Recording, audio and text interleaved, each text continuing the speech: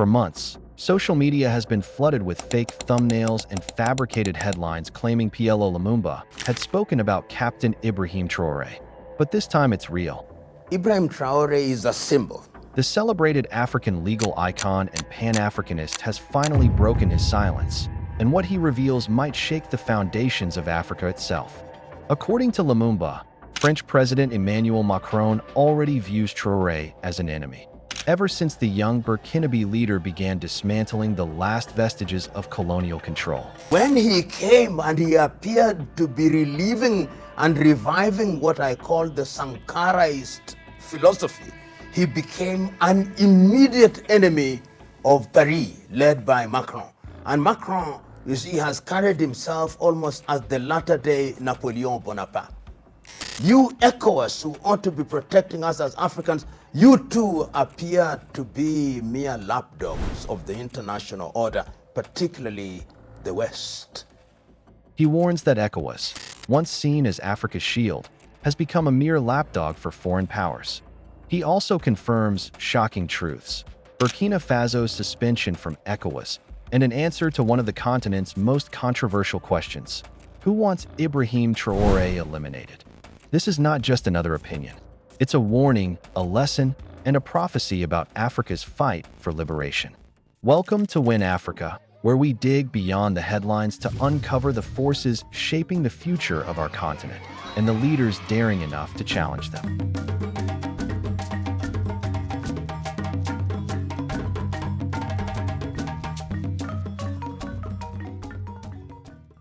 The current situation in Burkina Faso must be understood in the context of history. And that history, in my view, starts from 1983 with the emergence of Thomas Sankara. When Thomas Sankara took power in what was then Upper Volta, he changed the name of the country to Burkina Faso, the land of the upright men. That was seen as a revolution, and many things happened under the leadership of Thomas Sankara, until he was eliminated in 1987. We now know that one of the people who participated was a close compatriot who became the President Blaise Compaoré, and that is in the public domain. That short stint was so dramatic in the lives of the people of Burkina Faso and in Africa that Thomas Sankara became an icon. And the rise of Ibrahim Traore is almost seen as a reincarnation of Thomas Sankara and his revolutionary fervor.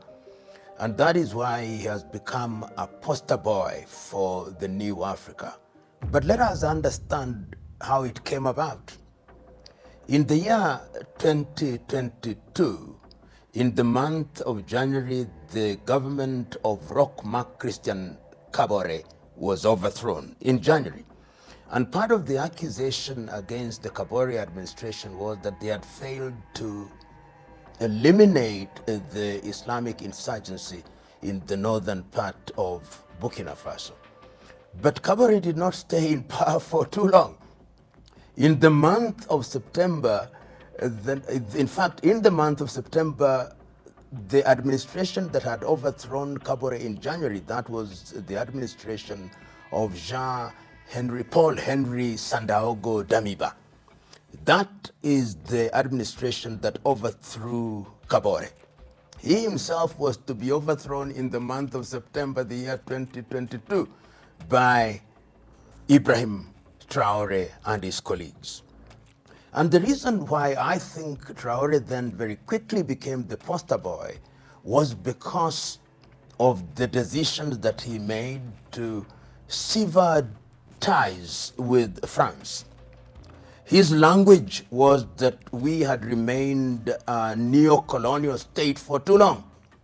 Re-echoing what Thomas Sankara had said, his language was that we must have our own resources. If it is our uranium, let us use our uranium. If it is feeding ourselves, let us engage in agriculture that is going to feed our people. Let us ensure that we, the Burkinabe, are doing things that are in the interest of the Burkinabe and therefore in the larger interest of the continent of Africa. And it also came at a time when there is general disillusionment with the ballot. Africans had been persuaded, particularly after the collapse of the Berlin Wall, that this thing called democracy as defined by the West was the alpha and omega of good governance. You had to have multi-party politics, you had to have periodic elections, and people went to the ballot. In many cases, the ballot was not very useful because the vote was stolen. And if it was not stolen, the people who emerged from the ballot did not do anything for the people. So the people wanted drama, the people wanted change, the people wanted sound rhetoric, the people wanted Pan-African rhetoric. And in many ways, Ibrahim Traore, as it stands now, represents that. But remember, his administration has only been in power for 3 years. In the life of a nation, that is a very short time.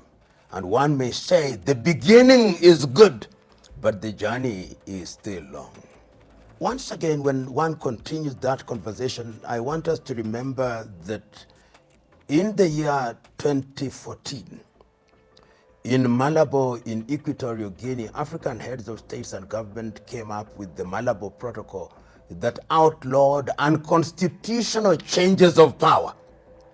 And in that context, unconstitutional changes of power had to be defined, and they were defined under the Malabo Declaration of the year 2022, where the African heads of state not only reiterated what had been said in 2014, but also formed the African Court on Human and People's Rights and said unconstitutional change of power means this: acquiring power by a coup d'etat, 2, refusing to hand over power when you have lost an election, and 3, tampering with constitutional processes to extend one's life in office.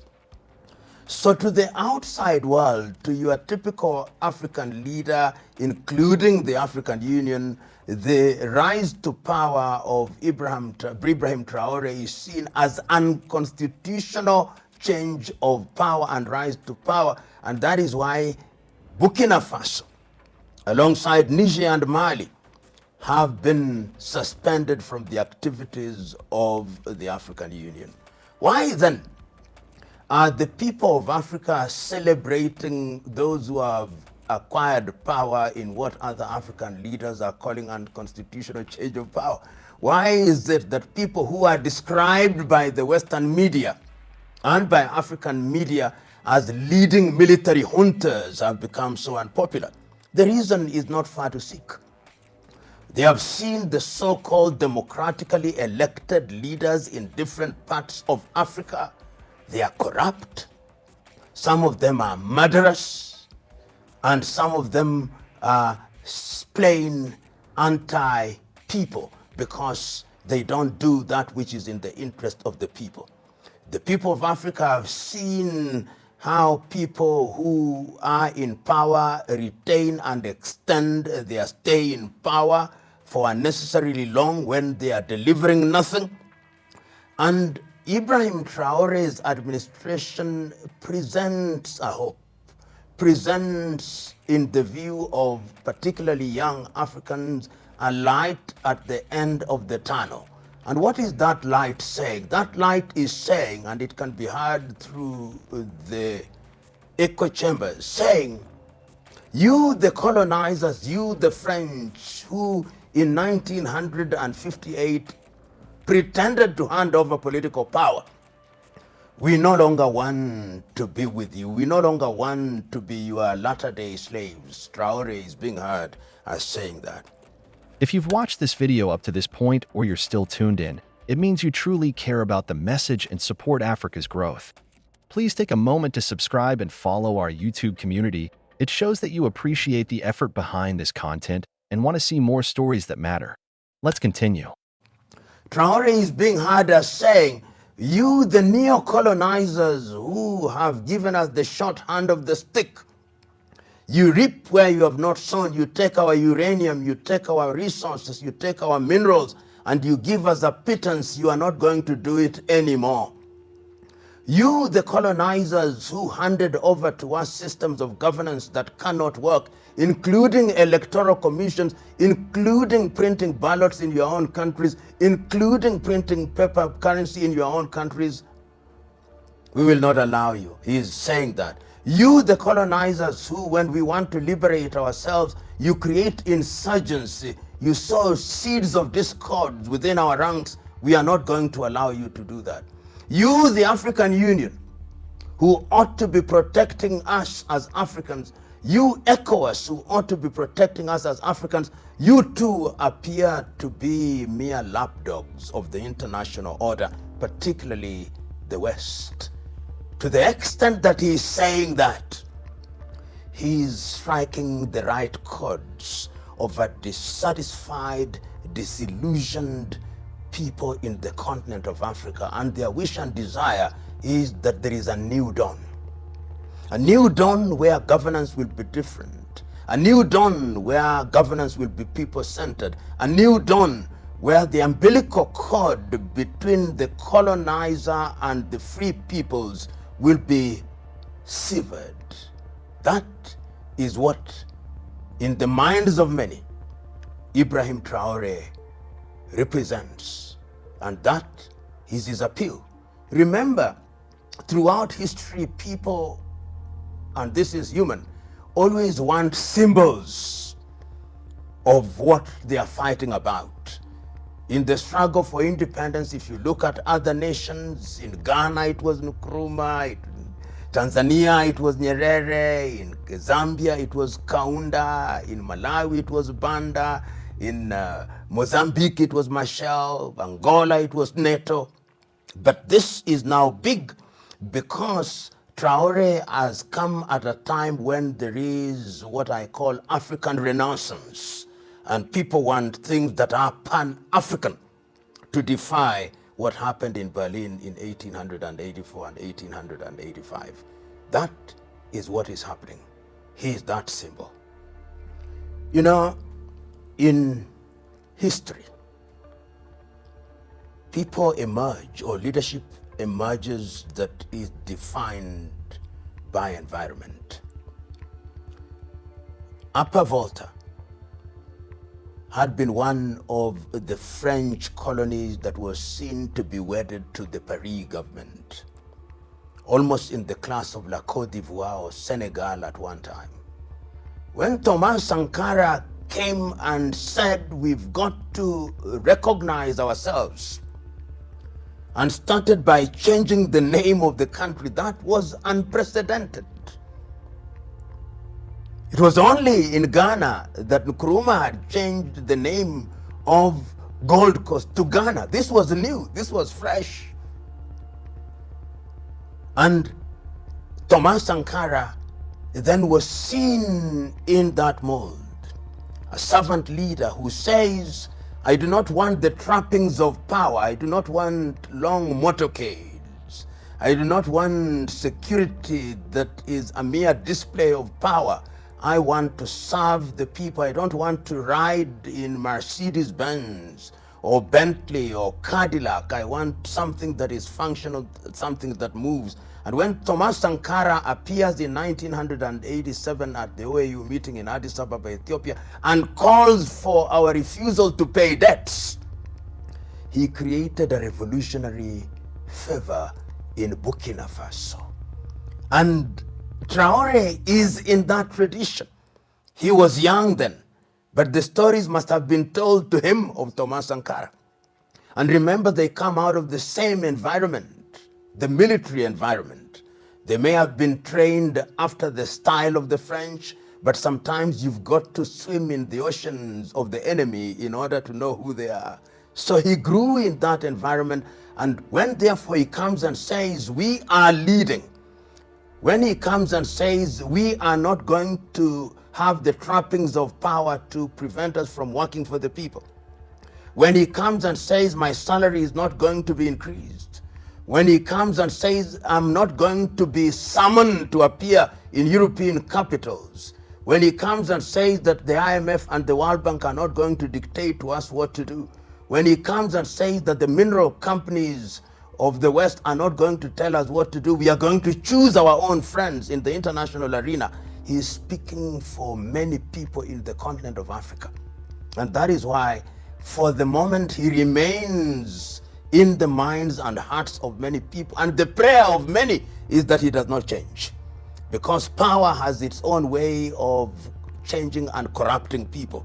The prayer of many who are watching him is that he remains on course, that he remains faithful to the agenda, that he remains faithful to his declared position that he is a people's servant, that he is a midwife to deliver for the people of Burkina Faso and to ensure that the quality of their lives is improved. For the moment, he is receiving the best judgment that a leader can expect. He can do no wrong in the minds of many. And the media and social media is populated with a lot of artificial intelligence things which are attributed to him. And they are all positive. That is a statement of the hunger that Africans have for positive messaging. It gives hope. It tells them that it can be done and that it must be done. So in the same way, for those who read the Bible, as Moses stood before his people and said, I'm going to part the Red Seas, Traoré is expected to part Red Seas, almost to summon manna from heaven, almost to cause pillars of fire to stand between them and the neo-colonizers. The expectations are great. The situation as it is in the Sahel region must be understood at two levels. Level number one is that it has brought forth a new generation of leaders. And remember, it started in the year 2021 with the coup d'etat in Mali, when Atimi Goita overthrew the administration of Now. When he did that, the rebellion started, and immediately after that, there was the Burkina Faso coup in 2022, and immediately after that, in 2023, there was the coup in Niger. And immediately after that, you saw that they were expelled, and the three countries have moved out of the economic community of West African states and created their own one in the Sahel. And remember that that region is also infested by insurgencies who we think are also manufactured by the former colonizer France. Remember that that region has said we are having one currency. Remember they've said that we are allowing free movement of people. Remember that they are removing tariff and non-tariff barriers. Remember that the French have also ensured that their kin and kith in the West are hostile to those administrations, and of course by extension hostile to Burkina Faso. Remember that they were exploiting the uranium. Remember they were exploiting their minerals. Remember that they saw these as satellite states, and it is for that reason why Russia became attractive as a trusted ally. And many in the West sometimes don't understand why Russia is attractive as an alternative to the Western countries. The history is long, but let us cut it short. Russia was not a colonizer. Despite attempts by some Western historians to say that they attempted to colonize in Africa, they did not. So there is no colony of Russia. And even when the Soviet Union existed prior to the collapse of the Soviet Union in 1989, and we use the word Russia as if it was the same as the Soviet Union. At least that is what happened in many parts of Africa. And what did they do? They were seen in the early days to be positive supporters of African initiatives. In Egypt, during the administration of Gamal Abdel Nasser, when the West had refused to build the Aswan High Dam, it is the Russians who came. In Ghana, the Russians were friendly to Kwame Nkrumah, of course, then a Soviet Union. In the Democratic Republic of Congo, when the UN had refused and or failed to come in aid of Patrice Emery Lumumba, it is the Russians who are called, and then Lumumba was called a communist. So the Russians were also present in Angola to support NATO. They were present in Mozambique to support Mondlane and Machel. They were present in Zimbabwe to support Nkomo and Mugabe. They were present to support the African National Congress in South Africa. Their presence in Africa has been seen as positive, and they have been seen as a friend who does not want to humiliate and dominate. They may have their interest in having minerals, they may have their interest, as indeed every country does, but they are people you can call friends, not fair weather friends. And it is in that context that then they become a natural choice for two reasons. One, historical. Secondly, because they have the military wherewithal. Remember that this world is the law of the jungle. And if you have a friend who is feared by your enemy, then that does guarantee your security. And it's that context, therefore, that you see Russia have become, in many ways, the protectors of this administration at the request of the administration. Because if it were not so, history tells us that you can be eliminated. And we have had many rumors of attempts at the life of Ibrahim Traore. And these colonizers, they don't do so directly. They use your very own. They create fifth columnists within your very own system. And if you had any doubt, how did they eliminate Thomas Noel Sankara? Through the people that he thought were his friends. In Kiswahili we say, kikulacho kingoni mwako. That which bites you is inside the clothes that you wear. And that is why you need friends who will stand by you, come rain or shine. So from PLO Lumumba's statement, who wants to eliminate Ibrahim Traore? It is the West, those eager to keep plundering Africa's resources for selfish interests, enslave us, and recolonize the continent fully. The shocking truth, as Lumumba pointed out, is that this threat may not come openly like before. It will be through Traore's own people, his friends, those closest to him, that they will try to eliminate him.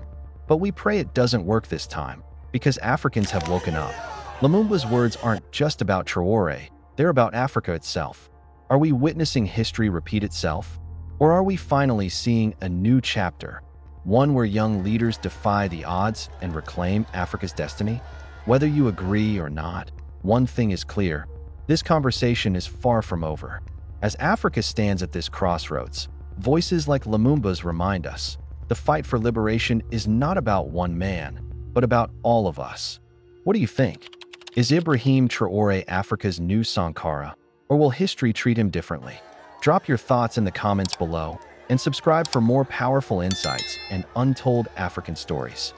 Our prayer and our hope is that the people will keep these leaders on a short leash, because good governance must always be underpinned and protected by eternal vigilance of the population, because power can corrupt, and all of us are capable of being corrupted by power. So we must always remind everybody who is in a position of leadership that you hold power in trust for us. And that is why we must remind Traore, remind Atimi Goita, remind Shani that you are there, but you are merely the arrow's head. The arrow's head without the tail cannot move.